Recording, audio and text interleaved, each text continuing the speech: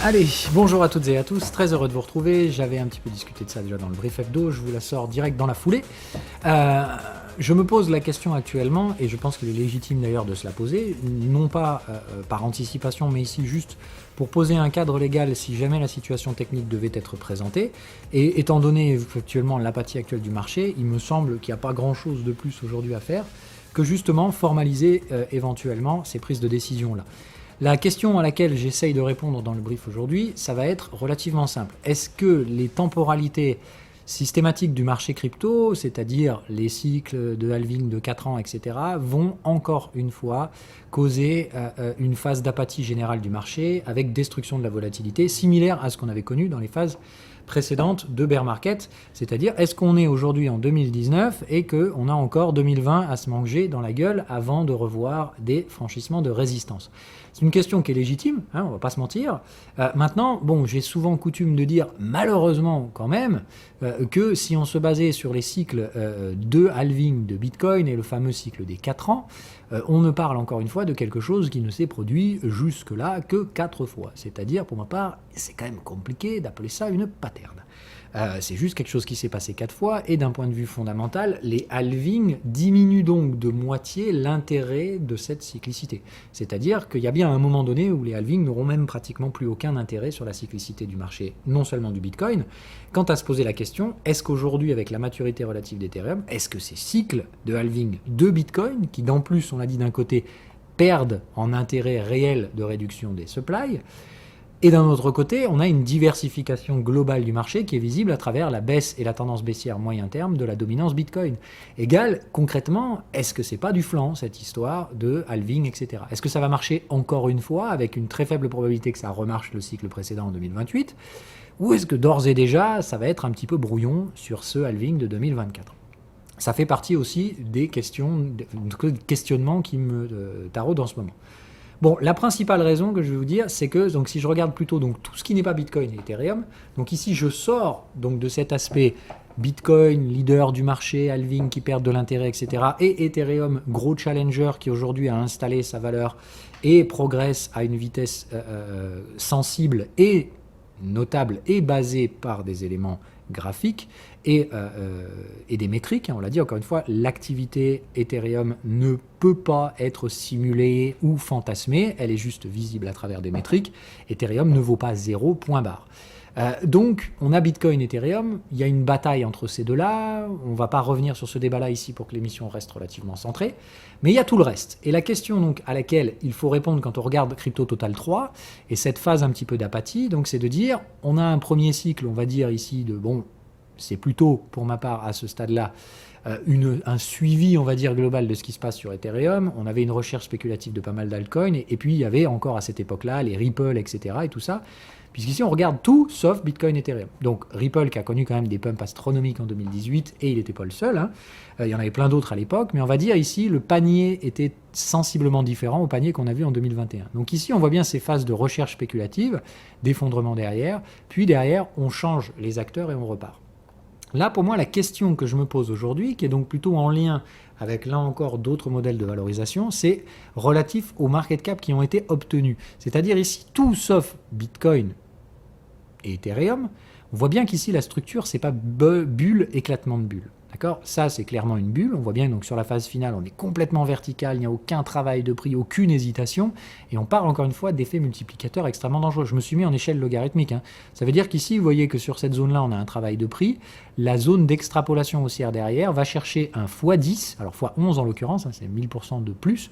Donc on est ici sur plus 1000%, donc x11 par rapport à la dernière zone de prix travaillée en l'espace de quelques mois. Donc on vous dit c'est de la verticalité sur des graphiques logarithmiques en price discovery. Bon, c'est quand même ici, comme je dis, la bulle, quoi, hein. C'est un peu, on vous vend le turfu. Là, clairement, on passe de baissier à haussier, de haussier à baissier, et c'est très sensiblement visible. On voit l'installation ici d'une nouvelle phase de range, ce qu'on appelle l'apathie, et ce que je vous appelais surtout la traversée du désert, parce que là, ici, si on enlève l'échelle logarithmique et qu'on se focus sur cette zone, on voit bien cette phase très très classique, en fait, donc de l'effondrement spéculatif, puis derrière, la phase de traversée du désert, assez sensiblement en lien avec le truc que vous voyez souvent circuler sur les réseaux, là, le Wall Street cheat sheet, qui est concrètement de dire, après une phase de bulle, on passe bien de haussier à baissier, et il y a cette phase, après la phase liquidation, panique, colère, etc., la phase de dépression, qui est vraiment, pour ma part, est très importante, et c'est celle que je vous avais déjà d'ailleurs mentionnée en 2019, face à la bulle spéculative qui avait été construite en 2018, en disant, là, c'était une bulle spéculative, elle en avait toutes les composantes, et c'est quand même mon métier, je vous avais même averti en 2018 qu'il fallait franchement se barrer, voire shorter, et qu'il faudrait acheter une phase de dépression, c'est-à-dire pas simplement des effondrements spéculatifs, mais une destruction littérale de l'intérêt spéculatif dans ce marché, c'est-à-dire il faut qu'il ne se passe plus rien. D'un point de vue graphique, je vous avais dit, je veux que les bandes de Bollinger soient plates comme un cul. Et là, ça me voudra dire qu'il ne se passe plus rien et que c'est le moment d'y aller. Ok ? À l'époque, on le voit, c'était donc les Bollinger sur mes UT références hebdomadaires. Donc, comme vous voyez, c'est sur le canal de tendance. Donc, en fait, ce sont des Bollinger mensuels, ici, que vous voyez. Donc, c'est très, très important de bien comprendre ce truc-là. Sinon, vous voyez, je me mets en daily et ce sont les Bollinger que vous avez là, d'accord, en large. Mais vous voyez qu'elles font des tics tous les mois. D'accord, donc ce sont des Bollinger mensuels en 20 écart type 2, le grand classique de la Bollinger. Donc on voit bien la disparition totale de l'attrait spéculatif de ce marché par la platification totale des bandes de Bollinger sur des zones de support. C'est ça la phase de dépression. Ça veut dire on est sur le support et on n'en décolle pas. On ne parvient plus à en décoller. L'apathie s'installe et les gens sont désespérés. Concrètement, j'ai acheté et souvent j'ai acheté un petit peu avec de la marge et c'est l'effet temporel qui va finir de liquider tout le monde. Concrètement, c'est le fait d'avoir investi avec des effets de levier et donc de l'emprunt qui va liquider les derniers restants. Ceux qui ne sont pas résolus à un investissement spot qui est donc associé à de la patience. Et on va le voir, c'est pour ça, pour ma part, l'aspect principal qui différencie, pour ma part, la probabilité de voir ce bottom se construire de telle manière. Parce qu'aujourd'hui, quand on regarde les altcoins, d'accord, Ripple à l'époque, ça n'a jamais produit de rendement, d'accord. Monero non plus. La plupart des acteurs qui étaient leaders de la bulle de 2018, quand ils se sont éclatés, ne produisaient pas de rendement. Sauf si vous alliez sur des protocoles de lending borrowing qui étaient à l'époque encore très instables, voire très dangereux, étant donné les hacks, etc.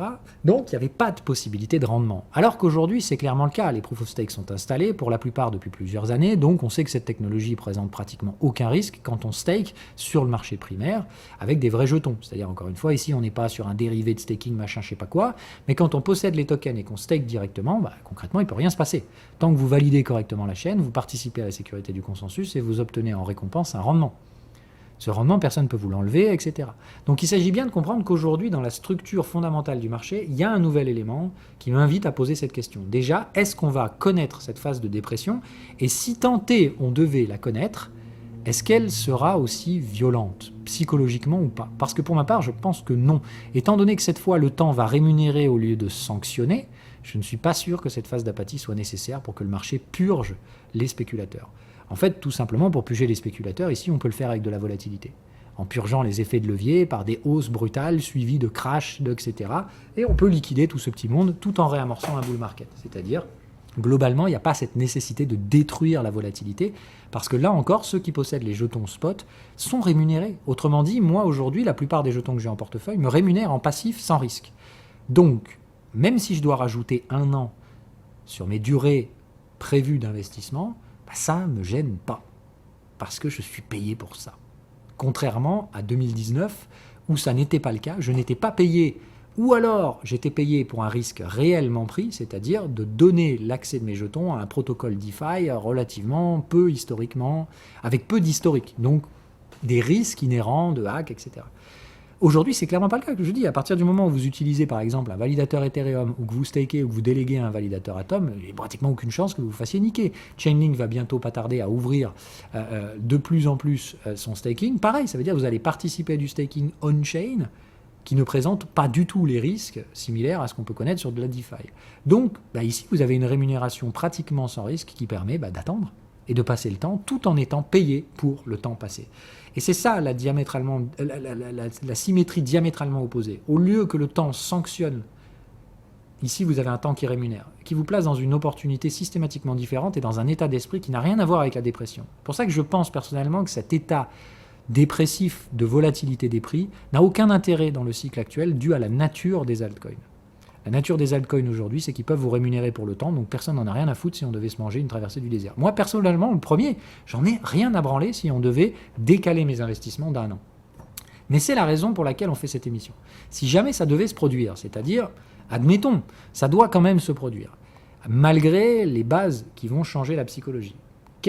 Et dans quel cas on peut introduire ce type de stratégie de trading? Ici, pour ma part, il y a toujours trois éléments essentiels, et le quatrième, ça va être celui-là, c'est-à-dire qu'il faut qu'il y ait une compensation et une augmentation du reward dû au changement de la stratégie de risque. Mais ici, concrètement, si je vous replace dans le truc, donc moi, qu'est-ce que j'utilise? J'utilise mes modèles de Gartner, qui me disent on est toujours dans un cycle de confiance économique basé sur une recherche d'augmentation des commodities, donc des biens communs, etc. Et ici, on va être plutôt donc jusqu'à mi-2024, allez, on va dire premier tiers de 2024, toujours dans ce cycle haussier. Donc pour ma part, je l'ai dit, je ne prends pas de décision quant à ces stratégies d'investissement avant, on va dire, mi-2024. Et ça, c'était la stratégie. C'était de dire, par contre, si on est parti dans ces schémas d'apathie de la volatilité, aujourd'hui, on est à peu près là. C'est de dire, on a une phase dans laquelle les Bollinger sont en resserrement, on serait même là, et il faudrait encore probablement, on va dire, grosso merdo, ici, pratiquement une année avant de voir atterrir ces bandes de Bollinger dans des contractions similaires. C'est-à-dire, ici, les imaginer complètement fermées à hauteur des 350 et, on va dire, 300 milliards. Elles seraient complètement refermées ici. Dans ce cas-là, mon schéma stratégie mi-2024, je juge, concrètement, si c'est bien ça ce que le marché va nous produire, il ne se passera plus rien. C'est-à-dire que mi-2024, on n'aura jamais réussi à décoller sur les Alpes, on sera toujours dans la même zone. Se posera donc, comme on l'a dit, la question de qu'est-ce qu'il faut faire? Est-ce qu'il faut invalider et octroyer le capital ailleurs parce que ça ne produit rien dans les cryptos? J'ai dit ici, c'est non. Puisque pour ma part, ici, certains actifs vont rémunérer assez grassement d'ailleurs. Un taux d'intérêt relativement intéressant. Donc, il me semble qu'ici, le temps peut même être mis à profit. Donc, on se pose la question de savoir comment certains actifs vont rémunérer. Évidemment, ici, si on parle d'actifs avec des dilutions, c'est-à-dire des tokens qui vont en direction de la team, etc., et qui diluent le token supply, là, concrètement, vos prix d'actifs vont s'effondrer. Si on parle au contraire donc de rémunération directe, c'est-à-dire il y a un peu d'inflation sur la chaîne et elle est redistribuée, là, on parle au d'un mécanisme de rémunération, souvent allié à la participation au consensus. Ça veut dire que vous n'êtes pas juste payé à vous dorer les orteils, vous êtes payé à collatéraliser vos actifs pour participer au consensus. Dans ce cas-là, pour ma part, on parle ici d'un revenu passif assimilable à ce qu'on voit par exemple dans des bons du Trésor. C'est-à-dire qu'il y a un risque qui est pris sur le capital, certes, mais il y a un rendement qui sera produit pour compenser ce risque. Ce rendement, il est net et bénéficiaire immédiatement. Vous le recevez et vous décidez d'en faire ce que vous voulez. Ok ? Très important. Donc, si jamais on devait être là, mi-2024 se posera la question, donc malheureusement, on aura eu la traversée du désert, malgré toutes mes probabilités et mes modèles qui auront prédit l'inverse, il faudra quand même se résoudre. Qu'est-ce qu'il faudra faire dans ce cas-là, ici, à mon avis? Il faudra étendre la durée de l'investissement. C'est de dire, malheureusement, à 1 an, il n'y aura toujours pas eu de validation et d'invalidation. J'aurais quand même gagné 1 an de rémunération passive, mais il faudra toujours se poser la question, donc, est-ce qu'il faut annuler ces stratégies? C'est là qu'intervient le deuxième point, qui peut absolument pas être supprimé. Quelle était la stratégie initiale? Ceux qui vont faire cette stratégie de, mais c'est pas grave, je patiente plus longtemps, ça ne peut pas être fait avec des effets de marge. Parce que là, encore une fois, comme on l'a dit, il y a l'effet positif qui peut même rémunérer la temporalité si vous participez à des consensus. Attention au risque que vous introduisez si vous utilisez des tierces parties. Par exemple, donc je vous dis des collatéraux, de liquid staking et des trucs comme ça. Donc faire attention. Mais surtout, s'il y a effet de marge, là, la balance passe tout à fait de l'autre côté. C'est-à-dire, là, au contraire, vous avez emprunté de l'argent, il y a donc une temporalité rémunératrice pour le prêteur. C'est-à-dire, dans ce cas-là, c'est la personne qui vous a prêté les jetons qui va gagner votre taux d'intérêt. Et vous, le temps vous sanctionne, puisque donc vous allez devoir payer la charge d'intérêt sur ce capital non productif alors que le temps passe. Donc, j'insiste bien, c'est le deuxième point, d'accord ? Le premier, c'est que la stratégie d'investissement devait avoir été définie sur les temporalités en lien. Le deuxième, c'est que vous devez avoir aucun effet de marge. Ces temporalités, elles doivent être mises en place en général sur des stratégies dont les stops initiaux étaient proches de zéro. C'est-à-dire, en l'occurrence, sur les stratégies hebdomadaires, puisque c'est le cadre dans lequel on est. Si on prend ici, comme on l'avait dit, la taille du canal de tendance, ok, donc je vais redescendre d'un cran, on voit aujourd'hui que la taille du canal de tendance, c'est grosso merdo à peu près 200-220 milliards de dollars sur un actif qui coûte 327. Donc c'est dire, grosso merdo, ici, vous êtes pratiquement sur des stops à zéro. S'il y a marge, elle est de maximum un emprunt à hauteur de 1/3 de la position. Pour ma part, à 1/3, il vaut mieux ici, comme on l'a dit, détenir les actifs en nominal et s'exposer dans ce cas-là au rendement passif, plutôt que de devoir payer une charge d'intérêt dessus, ce qui ne me fait aucun sens à mon avis. Ok ? Donc très important ici d'être sur des actifs détenus et rémunérants avec des risques très faibles. Si tel est le cas, voilà, pour ma part, vous n'aurez aucun mal à éventuellement subir 1 an de psychologie bear market, très, très, très pernicieuse, c'est-à-dire ça monte pas, ça baisse pas, et tous ceux qui spéculent hors de ces produits à rendement vont simplement perdre intérêt vers le marché. Deuxième cas de figure, donc comme je l'ai dit, si vous n'êtes pas dans ces effets de marge, que vous avez éventuellement même un rendement, et que vous choisissez de patienter, il y a bien un troisième point hyper important qui ne doit pas être annihilé, c'est qu'il doit y avoir hausse du rendement. Si vous introduisez effectivement cette notion d'extrapolation temporelle sur un actif qui ne rémunère pas, donc là je parle bien de tous ceux qui ne vont pas produire un taux d'intérêt en staking, etc. Je parle bien de taux d'intérêt sans risque, hein. Attention, n'allez pas faire les gogoles sur la DeFi, sinon il ne faudra pas pleurer. Mais juste de dire, voilà, si vous n'avez pas ce rendement, l'actif en question, d'accord, qui est donc détenu sur une temporalité plus longue, sans rémunération, n'oubliez pas que dans le marché, c'est risque versus reward. D'accord ? Le fait d'élonger la durée temporelle de votre capital, c'est de dire, ce capital qui a été octroyé, il est toujours dans le même état de risque, d'accord ? C'est-à-dire que son stop est à 0, vous étiez prêt à perdre ce capital, c'est essentiel. Mais par contre, c'est de dire, est-ce qu'à ce moment-là, ça n'aurait pas été mieux d'octroyer le capital ailleurs ? C'est-à-dire de peut-être sortir et de reprendre dans un an, et pendant ces un an, aller sur des actifs qui peuvent produire un rendement. Dans ce cas-là, soit redistribuer vers des cryptos qui produisent ce rendement passif, soit tout simplement sortir temporairement de la crypto dans le but de revenir derrière, mais d'obtenir un rendement pendant ce temps-là. Peut-être stratégie stablecoin avec un rendement passif. Tout à fait compréhensible. C'est donc de comprendre que avec une apathie du prix et maintien de votre token sans rémunération, votre risque augmente. Ça veut donc dire que votre reward va devoir augmenter. Et ça, il faut que vous le compreniez. Ça veut dire que tous les actifs sans rendement, pour l'instant, par exemple, Chainlink, Monero, etc., s'ils devaient être maintenus sur une durée supérieure d'1 an, sans rapporter de revenus supplémentaires, ça veut donc dire que dans le cas de le resserrement de ces bandes de Bollinger, donc mi-2024, la prochaine conclusion immédiate qui sera faite, c'est que si je détiens encore ces actifs en vue d'un bull market qui se déclencherait dans ce cas-là plus tard, il faudra pour ma part sauter la prise de profit qui est allouée au ratio 1 pour 1. Je rappelle, normalement, si j'investis par exemple sur une zone de 300 milliards et que le stop est à 0, il y aura pour ma part une gestion du risque à faire dès qu'on fait x2, c'est-à-dire dès que j'obtiens un risque-reward de 1 pour 1. D'accord ? Dans cet objectif-là, c'est de dire ici, il va y avoir une prise de profit partielle qui sert à réduire le risque. Attention, elle ne sert pas à couper le rendement. C'est pas vite, je m'en vais, j'ai gagné de l'argent. Non, c'est au contraire, j'ai pris du risque, je commence à valider, mais je dois quand même sécuriser la prise de risque. C'est hyper important. Donc c'est souvent dans ces stratégies-là sur des ratios 1 pour 1. Donc il s'agit de dire que par contre, si on obtient un écrasement de la volatilité, pour moi, la gestion du risque à 1 pour 1 ne sera pas effectuée sur des actifs comme Chainlink, Monero, si je les garde. C'est bien de comprendre ça. Dans ce cas-là, il n'y aura pas de gestion du risque. Pour moi, le marché ira ou non derrière en ATH et délivrera les gains estimés et escomptés sans faire de gestion du risque intermédiaire. Tout simplement parce que par contre, ici, le risque qui aura été pris avec la temporalité doit être compensé par un reward qui rémunère cette prise de risque. Le reward doit donc être plus élevé, ce qui me forcera à sauter les take profit de première zone. C'est tout. Voilà, vous avez tous les éléments, d'accord ? Donc il s'agit bien de comprendre 4 choses. Il y a la variable de rémunération passive, c'est-à-dire est-ce que le temps vous coûte ou est-ce qu'il vous bénéficie ? S'il vous rémunère, eh bien évidemment, là, il n'y a pas nécessité de changer les targets initiales. Le temps va simplement vous produire plus de reward par cette temporalité. La patience vous rémunérera. Soyez patient, ça finira par partir. Et évidemment, ici, même chose, de toute façon, pas de premier TP sur ces stratégies-là. Sauf si, évidemment, le rendement a compensé la prise de risque. Là, on parle ici, par exemple, de tous ceux qui vont produire des rendements supérieurs à 15-20%. Là, attention, il faudra quand même faire les TP. Je parle par exemple d'Atom. Si le tokenomics n'est pas changé, moi, Atom, actuellement, ça me rémunère 20%. Pour être sûr que si on revient vers la zone ici, il y aura un take profit sur Atom. C'est normal, hein, c'est mon take profit de zone 1 pour 1. Hein. Voilà, moi, je dois avoir un prix moyen vers les 11, un truc comme ça. Donc, mon risque, c'est 11 $ à la baisse. Ça veut dire que dès qu'on est au-dessus de 22, 23, forcément, pour moi, il y aura la fameuse gestion du risque du ratio 1 pour 1. Voilà. À condition, évidemment, que les rendements restent tels qu'ils sont. D'accord ? C'est bien important de comprendre ça. Sur d'autres stratégies, comme Ethereum et tout ça, là, c'est pas du tout le cas. Sur ces trucs-là, clairement, pour moi, il y aura zéro gestion du risque sur Ethereum à la zone des 3000. Voilà, c'est clair et net. Je préfère que ce soit dit. Sur Chainlink, ce sera probablement le cas également. D'accord ? Sur Chainlink, il n'y aura pas pour moi de gestion du risque vers la zone des 7 milliards. Voilà.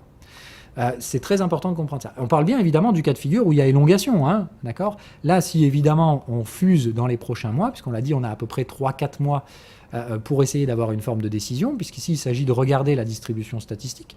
Je prends Chainlink, Ethereum, mais c'est tous les mêmes, hein, bon, sauf ceux qui ont déjà réussi à franchir leur moyenne, comme Bitcoin, qui est le seul hein, qui trade pour le moment au-dessus de la moyenne, enfin autour de la moyenne actuellement même d'ailleurs. Ça veut dire tous les autres, que ce soit Ethereum, Atom, etc., sur toute leur série statistique de Bollinger, donc c'est-à-dire les 20 dernières séquences, là, 1, 2, 3, 4, 5, vous comptez, dans 3 mois, toute la distribution sera sous la moyenne. D'accord? C'est de dire, on est actuellement ici, ok? Ça veut dire, ça avance. Donc dans 3 mois glissants, toutes les clôtures mensuelles se seront faites sous la moyenne historique, si on n'est toujours pas remonté. Ça veut dire pour moi, et c'est le dernier aspect temporel que je vous donne, dans cette stratégie-là, c'est-à-dire pour différencier si on se dirige vers ça, ou si au contraire c'est pipeau, on va monter là et on va effectivement bloquer sur les valeurs moyennes hebdomadaires, d'accord? C'est-à-dire on va aller rechercher les moyennes hebdo et on va rester sur ces zones-là, d'accord? Si telle est la stratégie, dans ce cas de figure-là, d'accord, c'est hyper important de bien comprendre la différence. C'est pour moi dans les 3 mois que ça se joue. Si dans 3 mois, les moyennes et donc les clôtures mensuelles se font toujours sous la moyenne 20, c'est plutôt le signe que l'apathie va arriver.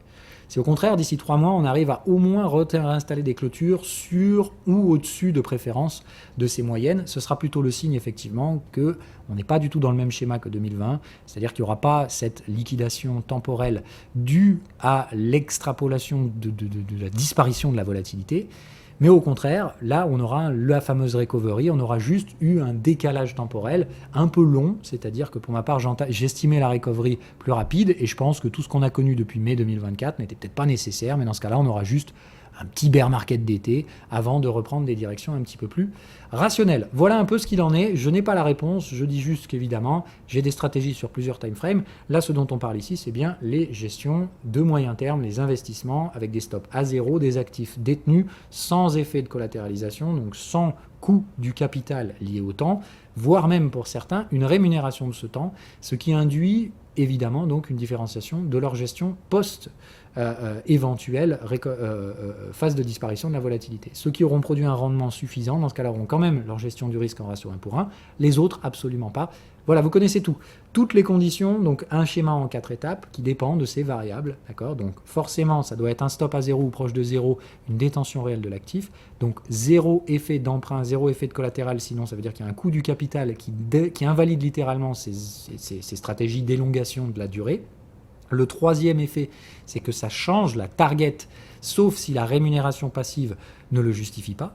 C'est-à-dire que dans ce cas-là, le risque est compensé par un fort rendement passif, qui doit être sans risque. J'insiste bien, hein, d'accord? Si c'est prendre des risques sur de la DeFi, etc., ça ne compte pas, d'accord? Donc prenez le rendement référencié sans risque sur l'actif en question. Pour ma part, c'est le rendement du staking direct proposé. Donc par exemple, ici, c'est le rendement d'un validateur pur. Je ne parle pas des rendements de l'IDO, etc. Okay, de regarder, par exemple pour Atom, le rendement qui est produit sur une délégation à un validateur. Des trucs comme ça. Okay, ça vaut en déclinaison sur n'importe quel actif que vous possédez aujourd'hui dans vos portefeuilles, puisque je vous propose généralement des stratégies qui ne sont absolument pas des conseils en investissement. C'est juste de dire, je vous propose les cadres de gestion du risque financier qui sont alloués à ces prises de décision-là. Maintenant, vous pouvez les décliner sur peu importe ce que vous avez dans vos portefeuilles. Vous avez les clés de compréhension qui sont générales. Elles ne sont pas asset dépendantes. Ok ? Très, très important. Vous savez tout. Je vous laisse sur ces belles paroles. Bonnes vacances si vous en prenez. Sinon, on se retrouve à la rentrée pour un contenu éducatif qui reprendra de manière plus régulière, bien entendu. Allez, ciao, ciao!